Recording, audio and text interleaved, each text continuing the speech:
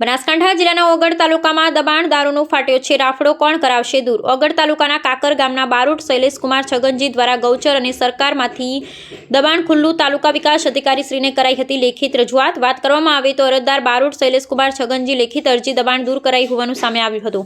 કાકર તાલુકો ઓગળના સીમના survey number 7માં જે સરકારી પડતર જમીન હોય, જેમાં અમુક ઈસમો દ્વારા સરકારી પડતર જગ્યામાં દબાણ કરી ખેતી કરતા હોય અને આ ઈસમો છેલ્લા 3 થી 4 વર્ષથી સદરુ સર્વે નંબરવાળી જમીનમાં દબાણ કરી ખેતી કરી છે. હાલમાં પણ સદરુ જમીનમાં મગફળી, એરંડા વગેરે પ્રકારનું વાવેતર કરેલ છે.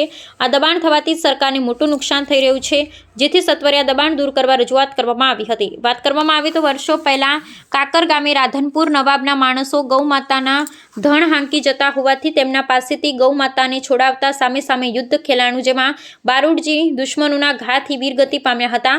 તે સમયે તેમના માનમાં ગૌચર મૂકી ત્યાં પાળીઓ આજે પણ સાક્ષી પૂરે છે. અહેવાલ રામજીભાઈ રાયગોર. 25 વર્ષ થયા છે. બરાબર. બધા છે પણ 25 મૂકું છું. અત્યારના મારે ભાડું વેચ્યું, ગૌશાળા બની હોય, હવન કરાયો, કોંતીબા અને સબબા બધા જન અને એની માતા અમારી સવાસની બંધાઈ હજી આ પાળીઓ ચેનો છે? બારોટ છે. બારોટજીનો. તમને ખબર છે? પાળીઓ નોન સકામની રમ્યા છે. પાળીઓ બારોટજીનો હોય. અને શેના માટે આ ગૌશાળા અહીંયા પાળીઓ મરી ગયા ને, હા, એને હાથે જમી મૂકી છે, એને પાળીઓ મેલ્યો, ગૌચર મેલ્યું. ગૌચર મેલ્યું છે. બરોબર.